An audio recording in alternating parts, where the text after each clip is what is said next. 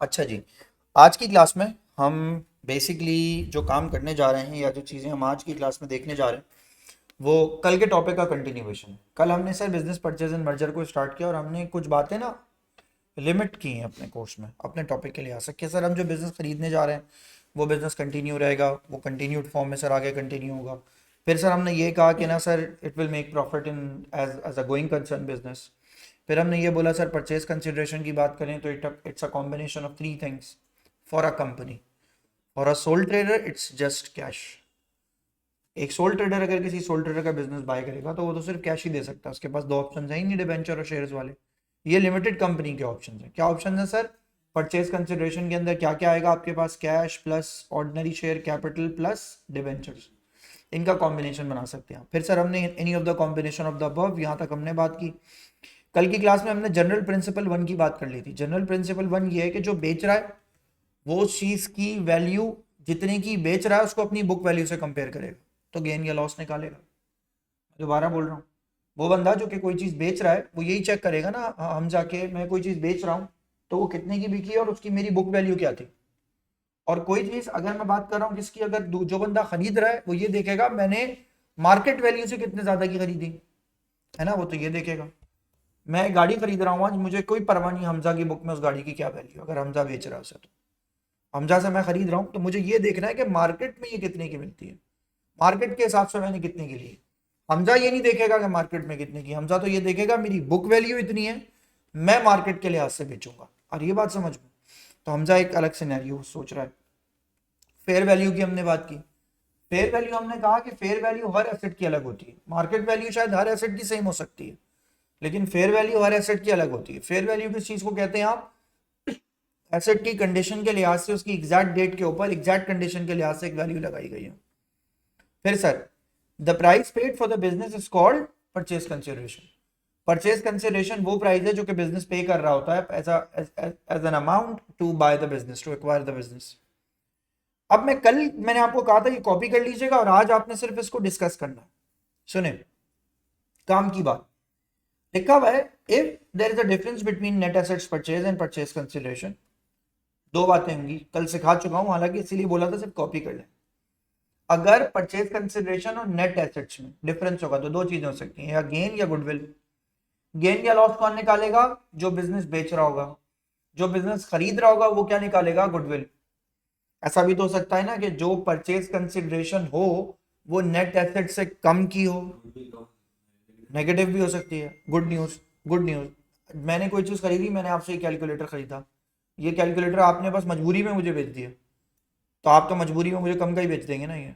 तो इसका मतलब ये हो सकता है कि सर आप जो जो बेचने वाला है उसको बेचने वाली चीज का नुकसान भी हो सकता है। तो अगर बेचने वाले को नुकसान हो सकता है तो जो बंदा खरीद रहा है वो उसे पॉजिटिव नेगेटिव दोनों गुडविल्स पे खरीद सकता है। ये बात यहाँ पे लिखी हुई, लेकिन जरा इसको जरा समझिएगा। अगर परचेज कंसिडरेशन नेट एसेट से ज्यादा है तो उसका मतलब है जो बिजनेस आपने खरीदा है उसकी पॉजिटिव गुडविल है। और अगर आपने परचेज कंसिडरेशन को नेट एसेट से क्या किया हुआ है? कम, तो इसका मतलब है हमजा ये क्या आपके लिए? Negative goodwill. गुड न्यूज ये है कि आपके कोर्स में नेगेटिव गुडविल है ही नहीं, आपके कोर्स में सिर्फ पॉजिटिव गुडविल है। यानी हमेशा परचेज कंसिडरेशन नेट एसेट से हमेशा क्या होगी? ज्यादा। बस बात ही खत्म हो गई। एक पूरा चैप्टर ही नेगेटिव गुडविल का जो कि साइड में कर रहा हूँ। उसका मतलब है सर आपके कोर्स में सिर्फ एक चीज है, आपके कोर्स में मैंने क्या बोला सर? आपके कोर्स में सिर्फ क्या है सर? गुडविल, वो भी कौन सी? पॉजिटिव। दूसरी वाली नेगेटिव वाली गुडविल पे कभी कोई बात नहीं करनी आपको। सही हो गया सर। अब आ रहे हैं हम पहली पहली बात के ऊपर, लेकिन पहली बात से पहले मैं जरा आपको ना इलस्ट्रेशन कराने से पहले पहले मैं आपको एक चीज कॉपी भी कराऊंगा। अच्छा, कॉपी मैं इसलिए कराऊंगा क्योंकि मुझे ये IS 38 में ना आपको कॉपी नहीं करानी पड़ेगी। समझ लें इंटरनेशनल अकाउंटिंग स्टैंडर्ड के लिए ना आप इसको कॉपी करेंगे। मगर उससे पहले पहले ना मैं आपको ज़रा देख लूँ, मैं यहाँ तक आ गया हूँ, डन। मैं पहले एक सेकंड यहाँ पे कॉपी करूँ कि मेरे लिखे में नोट्स में दोबारा लिखना नहीं चाह रहा हूँ मैं रोज़े में, इसको रिकॉर्ड भी हो रहा है सर, रोज़े में काम नहीं करना चाह रहे, नहीं ऐसा बिल्कुल नहीं है। एक ही बात दोबारा लिखना ज़रा बोरियत का काम है दिन में। लेकिन मैं फिर भी एक बात बोल रहा हूँ, सुनो। गुडविल बनती कैसे, इस बात का डिस्कशन करके फिर पहला क्वेश्चन करते हैं। बिजनेस की रेपुटेशन। वेरी गुड, बिजनेस की रेपुटेशन कैसे बनती है? ये बड़ा अच्छा सवाल हुआ। वेरी गुड, पहले किससे? आफ्टर सेल सर्विसेज से। फिर किससे? कस्टमर बेस से। कितने ज्यादा आपके जो है कितने ज्यादा जो है वो आपके क्या है, कस्टमर्स हैं, इससे बनती है। और बोलो, बेहतर लोकेशन से आपका रिलेशन कैसे? आपका सप्लायर के साथ आपका रिलेशन कैसा है, कस्टमर्स के साथ आपकी लॉयल्टी कैसी है, कस्टमर्स आपके पास, यानी आप बिजनेस बेच देंगे तब भी कस्टमर आपके साथ रहेगा। अरीब नाइकी चलाता था, नाइकी हमजा ने खरीद लिया, तो क्या तब भी नाइकी के पास कुछ फर्क पड़ा? नहीं। इसको कहते हैं कस्टमर लॉयल्टी। सर इसका मैं एक बड़ा अच्छी एग्जांपल दूं आपको, स्टीव जॉब्स के बाद आईफोन ने ग्रो किया, उसकी कस्टमर बेस बहुत अच्छी है ना, इसका मतलब तो आईफोन के यूजर स्टीव जॉब्स के जाने के बाद दुनिया से कम नहीं हुए, ज्यादा ही हुए। तो उसका मतलब है आईफोन अपनी एक लॉयल्टी कस्टमर बेस रखता था, इसको कस्टमर बेस बोलते हैं। फिर से लिखा हुआ है वर्क फोर्सेस एक्सपीरियंस, अक्सर लोगों को इसमें बड़ी परेशानी होती है। टोयोटा ना, टोयोटा दुनिया में अपनी वर्क फोर्स के नाम पे पहचाना जाता है, उसकी वर्क फोर्स बड़ी स्किल्ड है। आज टोयोटा अपने आप को बेचेगा तो जवाब दीजिए, क्या वो अपनी वर्क फोर्स के एक्सपीरियंस के पैसे नहीं लेगा? लोगों से लेगा ना। 20-25 साल लोगों को ट्रेन किया हुआ है, सीनियर जूनियर मैनेजर हिरार्की। आपकी तो बिजनेस की बुक में 4-4 थ्योरियां लिखी हुई हैं उन्होंने, साइमल्टेनियस इंजीनियरिंग, काइजन थ्योरी, ये सब उन्हीं की लिखी हुई है। तो ये जो काइजन है, मिस्टर काइजन साहब, ये कहाँ से निकले? टोयोटा से निकले ना भाई। टोयोटा ने इनको बताया कंटिन्यूस इंप्रूवमेंट। तो जो कंटिन्यूस इंप्रूवमेंट के नाम पे इतने इतने 30-40 साल, 50-50 साल लगाए हैं अपने, इंडस्ट्रियल रेवोल्यूशन लाए, वर्ल्ड लार्जेस्ट ऑटोमोबाइल इंडस्ट्री है, उसका world largest number of employees का वर्क फोर्स है, उनको डील करना, उनसे बात करना। टोयोटा का एक एम्प्लॉय निकलता है ना तो दूसरी कंपनी भाग के रख लेती है उसको, इतनी वर्क फोर्स एक्सपीरियंस है। तो जवाब दे, वो गुडविल है ना बिजनेस की। तो इसका मतलब स्किल्ड वर्क फोर्स आपके लिए गुडविल क्रिएट करती है, कब? जब आप बिजनेस बेचेंगे। आ रही बात समझ में? कॉपी कर लें सर इसको। ये ना, ये IAS 38 में अब दोबारा डिस्कस नहीं होगा, कुछ बातें यहाँ कर ली, वहां बस आपको याद दिलाऊंगा।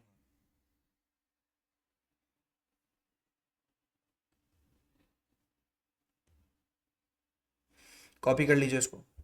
अच्छा जी, अब ना आपके पास पहला क्वेश्चन है, अब मैं जरा क्वेश्चन आपको समझा रहा हूँ, आप जब तक कॉपी भी करते रहे, लेकिन ये कि पहले बात सुने। मैंने ना आपके इस टॉपिक को 4 साल पहले स्प्लिट किया है इंटू 4, 5, 6 केसेस, 6 केसेस हैं टोटल। इन 6 केसेस से ना आप पास पेपर्स करने के और वर्ड बुक करने के ना काबिल हो जाएंगे। मैं आपको डायरेक्ट वर्ड बुक कराऊंगा ना, तो बहुत सारे पुराने वाले क्वेश्चंस तो हैं मेरे पास, पुराने तरीके के, नए वाले ट्रेंड के क्वेश्चन नहीं है कहीं भी। 2023 में चेंज हुआ ये, तो कितने साल हुए हैं? 2 ही साल तो हुए, 3 पेपर्स आए अब तक।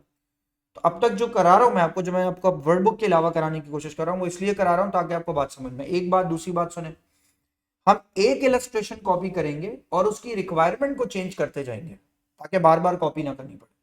तो आप ये एक इलस्ट्रेशन जो कॉपी कर रहे हैं, जिसमें देखें, थोड़ी देर समझें, लिखा हुआ है purchasing a soul trader business using cash. तो कोई कंपनी है जिसका नाम है एवरीडे लिमिटेड, पहले देख लो फिर कॉपी करना। Everyday limited decide to purchase the business of MRD।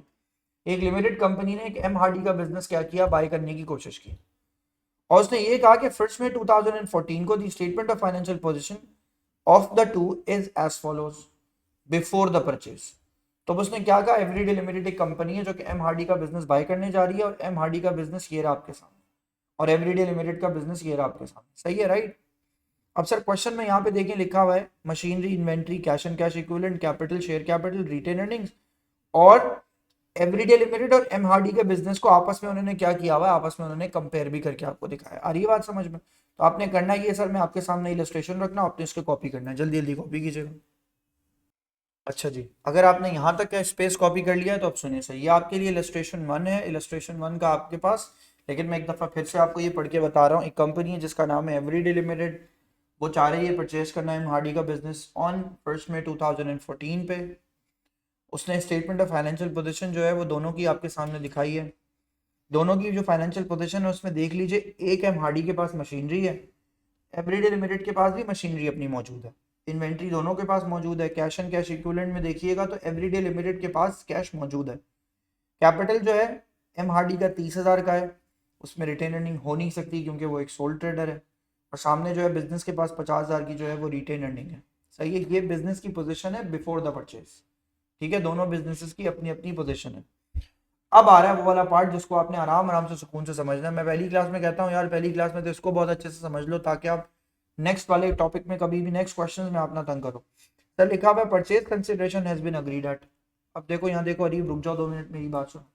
Purchase consideration जो है ना उसको अग्री किया गया, और अग्री कितने का किया गया? 60,000 कैश का। अब मैं तुम्हें अपना एक एसेट बेच रहा हूँ, तो जवाब दो, क्या मैं बुक वैल्यू पे बेच दूं या मैं उसको पहले रीवैल्यू करूँ? रीवैल्यू करूंगा यार।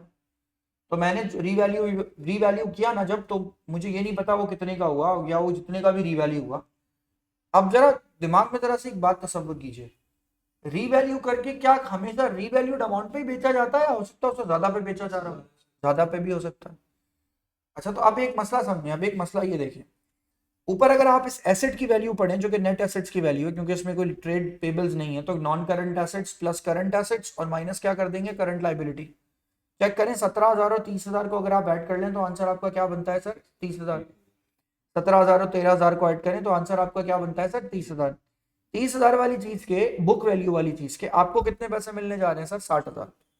तो जवाब दें, आपने अपने बिजनेस के एसेट्स 30,000 वाले एसेट्स कितने के बेच दिए, 60,000 के। तो आपको कितने का गेन हो गया, 30,000 का। लेकिन अब सुने, the agreed value of an assets taken over are, assets जिन्होंने खरीदा है उन्होंने आपका एसेट उतने का नहीं लेना जितने का बुक वैल्यू थी आपकी, वो कभी भी नहीं लेंगे। वो तो बल्कि ये कहेंगे रीवैल्यू करते हैं इसको। वो रीवैल्यू करने गए, उन्होंने रीवैल्यू करवाया तो पता चला जो इन्वेंट्री आप सोच रहे थे 13,000 की, वो इन्वेंट्री निकली कितने की, 10,000 की। और जो मशीनरी आप सोच रहे थे 17,000 की, वो 17,000 से बढ़ के 30,000 की निकली। तो उसका मतलब है सर, जो जो एसेट आप खरीद रहे हैं या जो एसेट बेच रहा है बंदा, उसकी रीवैल्यूड अमाउंट कितनी है सर, 40। 40 वाली चीज के सामने वाला बिजनेस कितने पे करने के लिए तैयार है, 60,000। तो जवाब दें, क्या सामने वाला बिजनेस एक्स्ट्रा पैसे देने के लिए तैयार है? Yes sir. तो इसको क्या बोलते हैं सर, इसको हमारी जबान में बोलते हैं गुडविल।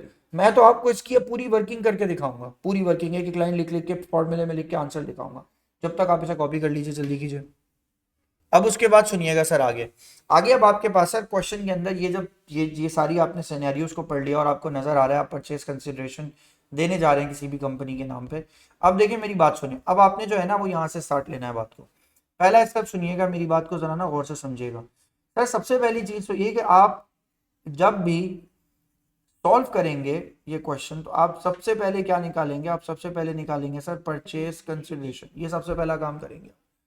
सर ये तो ऑलरेडी हुआ हुआ है, हाँ हुआ हुआ है। क्या मतलब सर, मैंने कहा सर आपको इसका फॉर्मूला लिखना होगा, कैश प्लस आप क्या करेंगे, ऑर्डिनरी शेयर कैपिटल प्लस आप क्या करेंगे, डिबेंचर्स। सर आप ये क्यों लिखवा रहे हैं, ताकि आपकी आदत अच्छी सी पड़ जाए। जब भी आप लिमिटेड कंपनी, सोल ट्रेडर या पार्टनरशिप को खरीदेगी तो आप सबसे पहला स्टेप ये सॉल्व करेंगे। अब इस स्टेप का आपको आगे जाके बड़ा फायदा होगा। सर जवाब दें, आपने क्या बिजनेस ने पे किया है? सर बिजनेस ने पे किया है कैश कितने का, 60,000 का। तो जवाब दीजिए, ऑर्डिनरी शेयर कैपिटल क्या हो गया, 0। तो परचेज कंसिडरेशन सर मेरी कितनी बन गई सर, 60,000। सर पहला स्टेप सॉल्व कर लीजिए, this is step 1।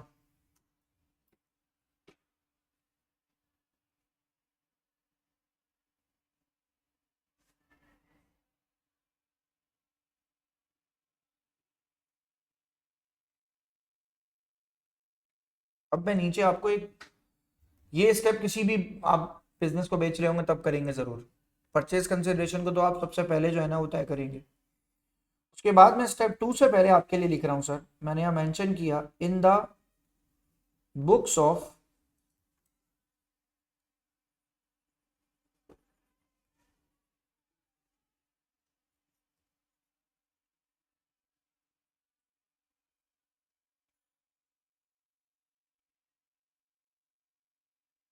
In the books of purchasing business. तो कौन सा बिजनेस परचेज कर रहा है, कोई मुझे बताएगा? Everyday limited. तो हम किसकी बुक की बात कर रहे हैं सर, हम बात कर रहे हैं सर एवरी डे लिमिटेड की बुक्स की। इसमें देखिए हमें क्या करना पड़ेगा, सबसे पहले हमें स्टेप 2 यहाँ पे सॉल्व करना पड़ेगा। स्टेप 2 क्या बताता है सर, स्टेप 2 में बताता है कि आपको सबसे पहले क्या निकालना चाहिए सर, गुडविल। गुडविल आप कैसे कैलकुलेट करेंगे सर, आप गुडविल कैलकुलेट करेंगे जब आप परचेज कंसिडरेशन में से क्या माइनस कर देंगे, नेट एसेट्स। मगर नेट एसेट्स कौन सी वैल्यू के ऊपर सर, रिवैल्यूड अमाउंट के ऊपर। तो सर अब सवाल ये पैदा होता है कि सर नेट नेट एसेट्स कैसे निकलते हैं।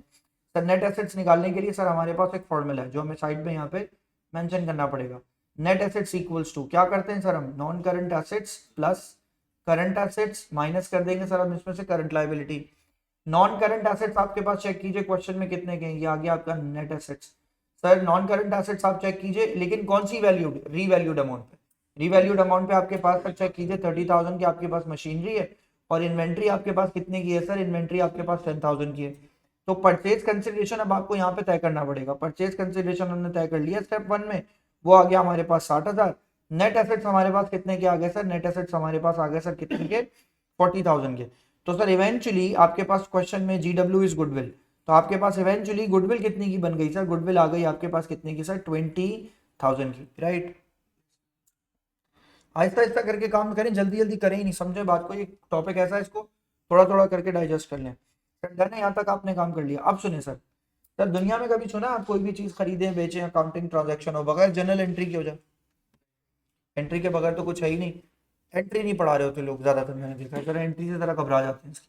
एंट्री बड़ी कमाल की चीज है, एंट्री आ गई आपको सब आएगा। एंट्री सुनिए sir, in the books of everyday limited, हाँ परचेजिंग बिजनेस की बात हो रही है। सर मैंने कहा अगर आपने कोई बिजनेस बाय किया हो तो आपको सर उसकी क्या पता होनी चाहिए? आपको उसकी जनरल एंट्री पता होनी चाहिए। इस पे है, आप बोलोगे वाह ये बात समझ में आ गई, जबरदस्त है। सुने सर, आपने क्या क्या बाय किया, मैं बोलूँ आपको आपने क्या बाय किया? आपने एसेट्स बाय किए, सर नाम लिखते हैं ना। एसेट का पहला एसेट का नाम क्या है सर? मशीन। दूसरे का नाम क्या है सर? इन्वेंट्री। तो सर मैंने दोनों के यहाँ पे नाम ला के मैंशन कर दिए, मैंने यहाँ लिखा सर आके। दूसरा नाम सर मेरे पास क्या आ गया? दूसरा नाम आ गया इन्वेंट्री। और दिया क्या है सर मैंने? कैश। कैश कितने का दिया है सर मैंने? 60,000 का। सर जवाब दीजिए, इन्वेंट्री में वैल्यू कितनी लिखूंगा सर मैं? 10,000। मशीन में वैल्यू कितनी लिखूंगा सर मैं? मशीन की वैल्यू सर मैं यहाँ पे लिखूंगा सर 30,000। लिख दी मैंने सारी वैल्यूज। सर जवाब दे, एंट्री तो बैलेंस हुई नहीं। मैं बोलूँ क्यों नहीं हुई? आपने क्या और खरीदा है सर? आपने एक एसेट भी तो खरीदा है। कौन सा एसेट खरीदा है सर? गुडविल। गुडविल कितने की आ गई सर? एंट्री का डिफरेंस भी गुडविल का डिफरेंस है ना आसिम? समझा सही है ना ये बात? सर ये आपके पास जो है ये एंट्री बन गई, और ये एंट्री ही सबसे इंपॉर्टेंट है। तो आपने क्या क्या चीजें डेबिट की सर? आपने 3 एसेट्स गुडविल, मशीनरी, इन्वेंट्री को डेबिट किया, और आपने सर कैश को क्रेडिट किया। आपकी जनरल एंट्री फॉर्म हो गई।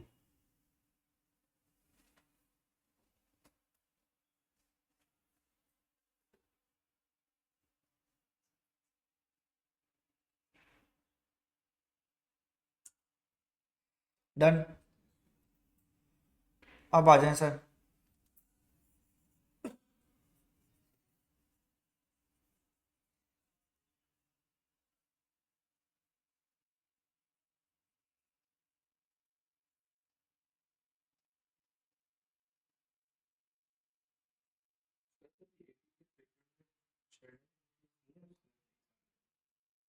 अब देखो। डन। सर हेडिंग डालें स्टेटमेंट ऑफ फाइनेंशियल पोजीशन। अब statement of financial position sir आप किसकी बनाने जा रहे हैं sir? Statement of financial position आप बनाने जा रहे हैं सर एवरीडे लिमिटेड की। हम एवरीडे लिमिटेड की statement of financial position prepare करेंगे। सर वही बात मेरी याद रखिएगा कि आपके पास अब नया वाला फॉर्मेट है सर, 3 कॉलम्स है। हम यूज अभी तो फिलहाल 3 नहीं कर सकते सर। वजह उसकी वजह बेटा ये है कि हमारे पास इतना डाटा नहीं है अभी पहली वाली इलस्ट्रेशन में। लेकिन फिर भी सर हम जरा कोशिश करते हैं। सबसे पहले हम आके लिखते हैं सर एसेट। एसेट के अंदर सर हम आते हैं, सबसे पहले हम यहाँ पे क्या मेंशन करेंगे? हम यहाँ पे मेंशन करेंगे सर नॉन करंट एसेट्स। हमको हर एसेट पे नॉन करंट एसेट लिखना पड़ेगा। हाँ हाँ लिखना है, बिल्कुल एग्जाम में तो लिखना है। उसके बाद सर आपके पास क्या आएगा? उसके बाद आपके पास सर एक और हेडिंग आएगी, अब तो नहीं ना, एक हेडिंग और भी डालेंगे आप किसकी? इंटेंजिबल एसेट्स की। पहले इंटेंजिबल एसेट्स लिखे जाते हैं, इसीलिए लिखवा रहा हूँ, वरना नहीं लिखवाता शायद। इंटेंजिबल एसेट्स लिखेंगे आप सर। इंटेंजिबल एसेट्स में आपके पास सबसे पहले यहाँ पे क्या चीज़ आ जाएगी? आपके पास यहाँ आ जाएगी सर गुडविल। बेशक आप बात की एक्सरसाइजेज में दोबारा दोबारा मत लिखना, लेकिन अभी वाली एक्सरसाइज में तो आप कम से कम दोबारा लिखें ताकि आपको ये बात समझ में आए। लिख लीजिए सर यहाँ पे आके। सर सबसे पहले बताइए गुडविल कितने की आ गई अब इस बिजनेस में? सर गुडविल आ गई सर हमारे पास 20,000 की। तो बताना भी तो जरूरी है ना कि इंटेंजिबल एसेट भी एक सेक्शन होता है।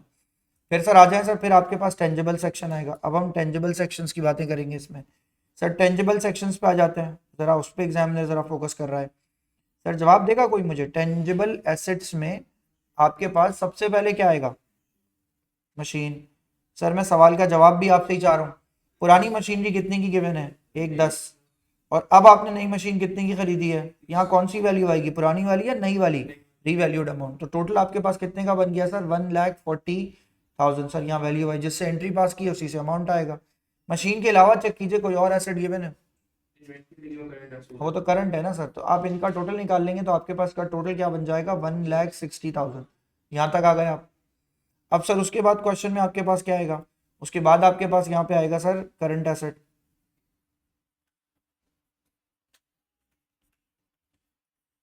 वैसे हमें स्टेटमेंट फाइनेंशियल पोजीशन में फर्क तो नहीं पड़ना चाहिए।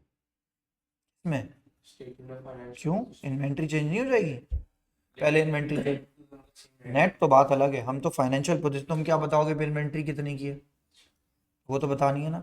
इन्वेंट्री की पुरानी वैल्यू कितनी है 50,000, अब नई वैल्यू कितनी आपने ऐड की उसके अंदर सर 10,000, तो सर टोटल आपके पास कितना बन गया, टोटल आपके पास बन गया सर इसका 60,000। फिर सर उसके बाद पढ़ें सर आपके पास क्वेश्चन में क्या है sir, account receivable, account receivable नहीं है, नहीं है सर डैश डाल दें सर। फिर यहाँ जाएंगे आपके पास कैश एंड कैश इक्विवेलेंट। अब लेकिन एक बात समझेगा, अक्सर लोग यहाँ गलती कर जाएंगे, बल्कि आज की क्लास की तो अहम बात सबसे ज़्यादा यही है, बेटा बताओ कैश था कितने का 90, पे कितने का कर दिया 60, तो अब जवाब दो बेटा बचा कितना 30, तो 30,000 आप यहाँ लिखेंगे तो टोटल आपके पास कितने का बनेगा, ये टोटल यहाँ आके आपके पास बनेगा सर 90,000 का। इसका टोटल आ गया आपके पास सर 250,000, लिख लें। हाँ इस पे इक्विटी पे कोई फर्क नहीं पड़ा, ये बोलो एसेट गया एसेट आ गया तो उससे कोई फर्क नहीं पड़ा, तो आप ये बोलेंगे सर यहाँ के लिखेंगे सर आप इसके अंदर आके इक्विटी। अब इक्विटी में आपके पास दो तरह की चीजें यहाँ पे मौजूद हैं, मैं आपको सिर्फ अभी ना ताकि आपका जहन भी चले तो मैं लिख के दिखा रहा हूँ। इशूड शेयर कैपिटल, और इशूड शेयर कैपिटल कितने का है सर आपके पास 200,000 का, आई थिंक 200,000 ही है, 200,000 का सर जवाब दें। उसके बाद आपके पास यहाँ क्या आएगा, यहाँ आएगा आपके पास रिटेन अर्निंग, रिटेन अर्निंग की वैल्यू कितनी आएगी सर आपके पास 50,000, तो टोटल आप चेक कर लें आपके पास कितना बन गया, टोटल आपके पास बन गया 2,50,000।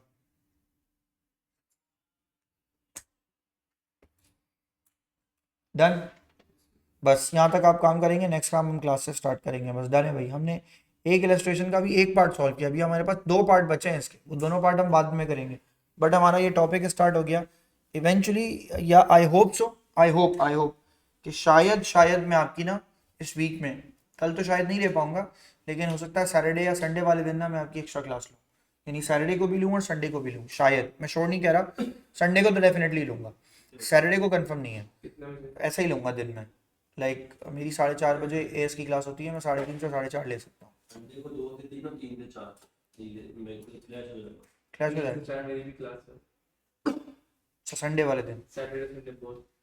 अबे अब ये तो नहीं करो, तो फिर कल ही लेनी पड़ेगी, कल तो मसला नहीं है ना, चलो फिर कल तो लेते हैं क्लास कम से कम, लेकिन अब मसला ये है कल जिस वक्त 3 से लेकर 3:30 4 बजे तक ना यहाँ पे रूम अवेलेबल नहीं है, मैं रिकॉर्ड कहाँ करूँगा, रिकॉर्डिंग या तो ऊपर हो सकती है या हो सकती है, चलो फिर भी मैं अगर मैं सेटअप कर पाया कल कहीं किसी और कमरे में तो मैं आपकी क्लास उस कमरे उस रूम में ले लूँगा, 3:30 से 4:30 ही लूँगा, 3:30 to 4:30 नहीं कर सकते ना, फिर इसका बहुत लंबा गैप बहुत लंबा आ जाएगा, अगर नहीं हुआ ना तो फिर ऑनलाइन क्लास की तरफ भी जा सकते हैं, कोई मसला नहीं है, सैटरडे के दिन ऑनलाइन या संडे के दिन ले लेंगे, देखते हैं क्लास को, चलो ठीक है नेक्स्ट क्लास से मिलते हैं, अल्लाह हाफ़िज़।